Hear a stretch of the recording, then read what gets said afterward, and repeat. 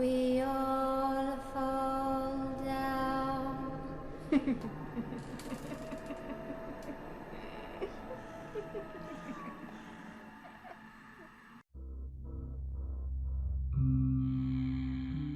Tiens, vous revoilà. Alors, vous êtes prêts à entendre d'autres de mes histoires? Vous adorez ces épisodes qui ne sont jamais sortis? Eh bien, figurez-vous que j'ai une très belle anecdote pour vous. J'imagine que tout le monde ici adore Bob l'éponge. Qui n'a jamais vu au moins un épisode de Bob l'éponge? C'est quasiment impossible. Ce petit personnage jaune a tellement marqué l'esprit, en un temps tellement record, que cela en est incroyable. Son créateur Steven Hillenburg, qu'il repose en paix, savait comment toucher le public avec quelque chose de très simple et qui pourtant restait très efficace. Mais il y a tout de même quelques épisodes ici et là qui ont été rejetés. Je ne parle pas de l'épisode du suicide Carlo car celui-ci n'est qu'un simple remontage de plusieurs scènes qui existent déjà dans d'autres épisodes et dans le premier film. Il ne reste une creepypasta originale et qui, entre nous, est vraiment mal montée. Enfin, c'est mon avis personnel, mais vraiment, quand on connaît tous les épisodes comme moi et les premiers films, je l'ai trouvé tellement fade, tellement vide. Alors oui, il y a un réel épisode qui s'inspire de cette creepypasta. Dans cet épisode, Carlo a passé une très mauvaise journée et, lorsqu'il se retrouve chez lui tout seul, il fait quelques gestes de la vie de tous les jours, mais avec des jeux d'ombre chinois. Bob, qui se trouve à l'extérieur de chez lui, croit qu'il va mettre fin à ses jours. De l'extérieur, on le voit préparer une corde comme s'il s'apprêtait à se pendre, mais en réalité, il changeait juste une ampoule. Encore de l'extérieur, on le voit mettre sa tête dans le four, comme s'il allait respirer le gaz et essayer de se suicider. Mais en fait, il sortait juste à plat, et rien de plus. C'était un mélange de second degré et d'humour noir, un peu compliqué pour les enfants, je l'avoue. Et finalement, Nickelodeon s'est séparé de cet épisode. Ils l'ont supprimé après l'avoir diffusé quelques fois car le public jugeait cet humour trop compliqué à comprendre et trop perturbant. En même temps, ce sont des Américains, faut pas leur en vouloir. Non, d'accord, je suis méchant, désolé, c'est pas ce que je voulais dire. Disons que ce n'est pas donné à tout le monde de comprendre le second degré. Là, je pense que nous serons tous d'accord. Mais bien sûr, ça c'était avant mon arrivée, avant que je ne propose un petit scénario qui a été complètement refusé. Pourtant, l'épisode était presque complet. Il ne manquait pas grand-chose, juste une dernière autorisation, et il pouvait être diffusé. Mais non, toujours pas. Dans cet épisode, Sandy l'écureuil revenait d'un long voyage à la surface. Elle était partie voir ses cousins qu'elle n'avait pas vus depuis très longtemps. Bob et Patrick étaient extrêmement heureux de la revoir. Ça faisait 2 mois qu'ils ne l'avaient pas vue. Mais quand ils arrivèrent chez elle, ils entrèrent dans la pièce qui fait la séparation entre son dôme et le monde extérieur. Ils entendirent la voix de Sandy qui ordonna à Patrick de partir. Il fallait que Bob rentre seul et que personne d'autre ne rentre dans le dôme. Personne. Patrick fut extrêmement vexé et repartit en pleurant. Bob, un peu triste et énervé de voir son ami partir comme cela, entra demander des comptes à Sandy. Il lui dit « Pourquoi t'as fait pleurer Patrick? Quand même, c'est pas gentil de faire ça, c'est notre ami !» La pauvre Sandy était allongée dans son lit complètement à bout de force. Elle essaya d'expliquer rapidement à Bob qu'elle n'avait pas eu le choix. L'un de ses cousins l'avait mordu, et le pauvre avait attrapé la rage. Il lui avait donc transmis. Sandy avait déjà son traitement contre la rage. Il fallait juste qu'elle se l'injecte, et que quelqu'un prenne soin d'elle pendant un petit moment. La rage provoque chez certains animaux une énorme fatigue, des convulsions, une très grosse fièvre, et surtout, comme vous le savez, une forte agressivité. Lorsqu'elle finit d'expliquer tout cela à Bob, celui-ci fit quelques pas en arrière car il commença à avoir peur de son ami. Peur de ce qu'elle pouvait faire, mais elle lui rappela très rapidement qu'il n'avait rien à craindre. Les éponges comme lui ont une très bonne résistance à la douleur. Ça, il le savait bien, avec tous leurs entraînements de karaté. Et surtout, il est presque complètement immunisé contre les empoisonnements. Son corps d'éponge rejette les virus et se régénère constamment. Pour lui, il n'y avait aucun problème. Après ce petit rappel qu'il avait momentanément oublié, il se donna comme mission de prendre soin de sa meilleure amie. Il resta à son chevet pendant 7 jours. 7 longs jours où il prépara ses repas, il calma ses crises de convulsions, et surtout, il encaissait chaque morsure qu'elle lui infligeait, chaque griffure, chaque coup de pied ou de poing, toutes les blessures qu'il recevait, il encaissait avec un grand sourire, sachant pertinemment que Sandy n'était pas dans son état naturel. Il ne pouvait pas lui reprocher. À la fin de ces 7 jours, Bob était complètement fatigué. Il était devenu une véritable loque, plus aucune force. Il demanda à Sandy s'il pouvait rentrer chez lui car il avait lui aussi besoin de se reposer. Et surtout, il commençait à faire une grosse éruption de boutons partout sur lui. Sandy de son côté était presque totalement remise. Encore un peu faible, mais elle pouvait recommencer à prendre soin d'elle. Elle remercia Bob pour tout ce qu'il avait fait et elle lui promit qu'elle lui rendrait l'appareil un jour. Dès qu'il en aurait besoin, elle serait là immédiatement. Bob ne perdit pas une seule seconde pour essayer de rentrer chez lui. Je dis bien essayer de rentrer chez lui car, à votre avis, qui l'attendait devant la porte? Non, pas Patrick, mais Monsieur Krabs. Ça faisait une semaine qu'il n'était pas venu au restaurant pour travailler. Bob essayait de lui expliquer qu'il s'était occupé de Sandy, mais Krabs n'en avait que faire. Il lui dit « Ouais, c'est ça mon garçon, allez, viens avec moi tout de suite, t'as des pâtés à faire. » Bien sûr, Bob protesta. Il ne cessait de dire « Monsieur Krabs, je suis vraiment, mais vraiment pas en état, je dors debout, s'il vous plaît. Laissez-moi juste un dernier petit jour pour me reposer. » Mais Krabs ne cessait de répéter « Le travail, c'est la santé, alors travaille et tu iras beaucoup mieux. » En arrivant au crabe croustillant, il le balança dans sa cuisine et lui ordonna de reprendre immédiatement le travail. Bob n'avait vraiment, mais vraiment pas envie, mais bon, pas le choix. Il prit sa spatule et commença à cuisiner. Il passa plusieurs longues heures à essayer de ne pas s'endormir, tout en préparant plus ou moins bien les pâtés de crabe. Avec sa très grosse fatigue, il ne fit pas attention à toutes ces pustules qu'il avait sur lui. Vous savez, toute cette crise de boutons qu'il avait eue en s'occupant de Sandy. Ceux-ci ne cessèrent de s'entrechoquer les uns les autres, pendant que Bob faisait la mise en place de chacun de ses pâtés de crabe.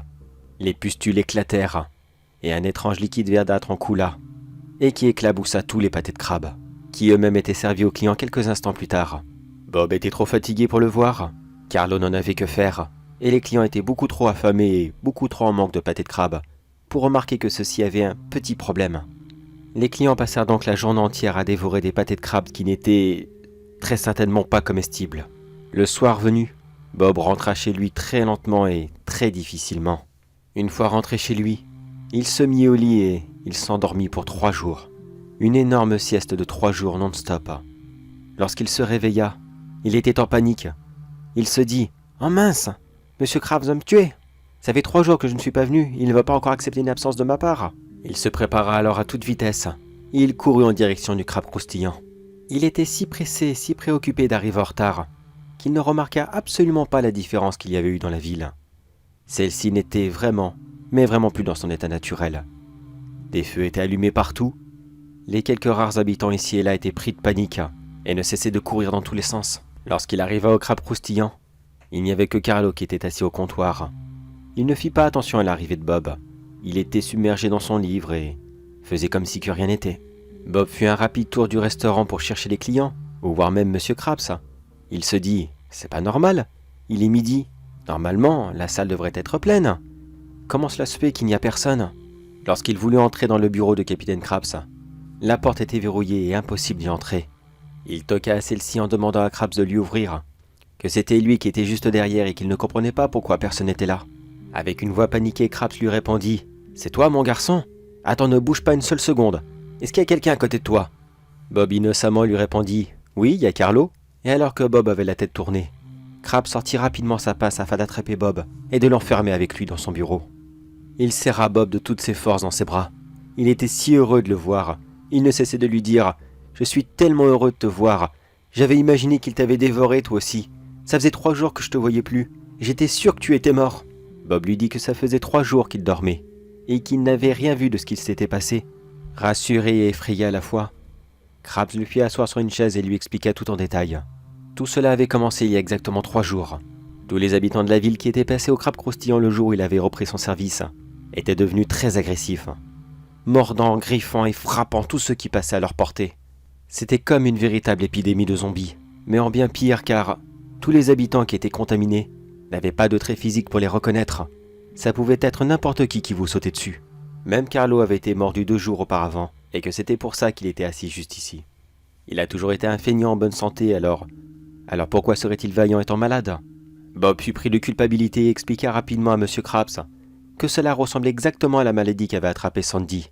Il ne savait pas de quelle façon, mais il avait probablement contaminé les habitants de Bikini Bottom, d'une façon ou d'une autre. Il ignorait comment, mais c'était sûr, c'était lui la source. Sandy lui avait bien dit qu'elle ne sortirait pas de chez elle avant au moins encore 1 semaine, pour être sûre qu'elle soit bien guérie. Elle ne pouvait pas être responsable. Si ça se trouve, elle n'était même pas au courant de ce qu'il se passait. Bob expliqua comment Sandy s'était soignée, et il lui proposa d'aller chez elle afin d'aller chercher le remède, en espérant que cela puisse à peu près fonctionner sur les habitants de la mer. Cela n'était pas sûr car Sandy n'en avait pas parlé, mais qui ne tente rien n'a rien, et puis de toute façon, il n'avait pas d'autre solution. Krabs ne voulait pas quitter son abri, mais quand Bob lui dit que s'il restait là, il ne gagnerait plus jamais d'argent, il retrouva sa motivation de militaire comme il avait autrefois, et ils coururent tous les deux en direction de la maison de Sandy. Pendant ce temps, lui, Carlo, ne bougea absolument aucun tentacule. Il ne fit comme s'il ne les avait même pas vus. En sortant du restaurant, ils remarquèrent que plusieurs des habitants étaient agglutinés au Sceau de l'Enfer. Vous savez, le restaurant de Plancton. Visiblement, celui-ci faisait encore de la résistance, et personne n'avait réussi à entrer. En même temps, vu sa taille, il était peu probable qu'il se fasse mordre. Ils ne prêtèrent pas plus attention que cela et ils continuèrent leur chemin. Durant leur marche, ils tombèrent sur leurs amis les uns après les autres, et ceux-ci ne craignaient pas grand-chose en fait. Beaucoup des enragés n'étaient que des poissons. Patrick l'étoile de mer par exemple. Il était là tranquillement et il faisait sa vie, comme d'habitude. Oui, les enragés s'acharnaient autour de lui, mais lui il était beaucoup trop bête pour réaliser le danger et de toute façon, c'est une étoile de mer, sa peau est extrêmement épaisse, les poissons ne peuvent pas le mordre, c'est impossible. Oui, je sais que dans la nature, certains poissons mangent des étoiles de mer, mais ça reste à dessin animé. On va pas rentrer dans la logique de chaque espèce.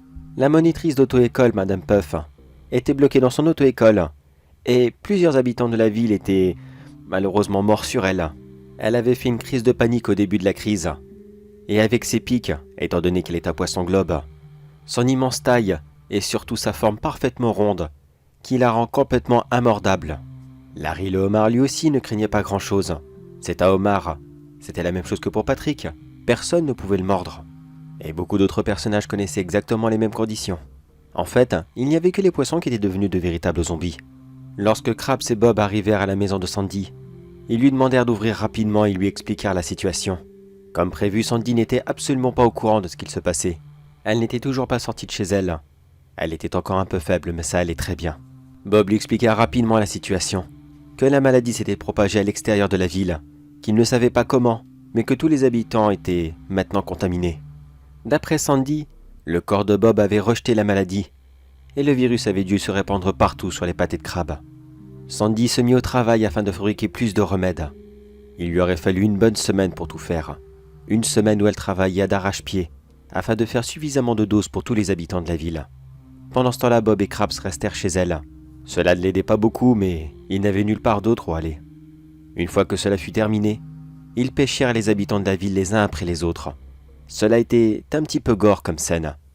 Krabs, qui était un grand pêcheur, se mit sur le toit du dôme de Sandy, et avec une canne à pêche attrapa les habitants de la ville les uns après les autres, alors que Bob les attirait vers lui.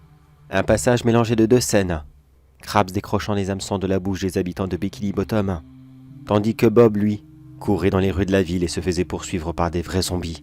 Après avoir isolé tous les malades et les avoir soignés les uns après les autres, ils récupérèrent tous leurs amis qui n'avaient pas été contaminés, et tous ensemble ils rebâtirent leur ville, afin de recouler des jours heureux. Mais il y avait quelque chose qui manquait. Bob, Monsieur Krabs et Sandy ne cessent de se demander « on oubliait quelque chose, mais je sais pas quoi. » Bon, vous savez quoi, ça doit pas être important.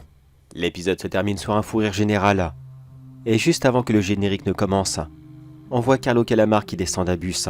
Celui-ci n'a pas été soigné, et il vient juste d'arriver dans la ville des profondeurs, dont son nom m'échappe complètement. Ici, personne ne pourra les soigner, et ces créatures des profondeurs, qui d'apparence sont monstrueuses, le seront encore plus avec un véritable appétit de cannibale. Et voilà, l'épisode devait s'arrêter ainsi, et peut-être avoir une suite, quelques temps plus tard. Mais vu que celui-ci n'est même pas sorti, une suite forcément ça aurait été un petit peu bizarre. Et vous, qu'est-ce que vous en pensez? Vous auriez aimé le voir? Oula, je parle, mais vous avez vu l'heure? Bon allez, moi je vous renvoie à vos activités et n'oubliez pas que vous pouvez revenir me voir quand vous voulez. Je reste ici et je serai toujours très impatient de pouvoir vous raconter toutes les anecdotes étranges et monstrueuses qui se cachent derrière vos dessins animés préférés. Même si, quand on regarde Bob l'éponge en lui-même, je veux dire la série dans sa globalité, des épisodes qui s'inspirent de films d'horreur, c'est pas ça qui manque.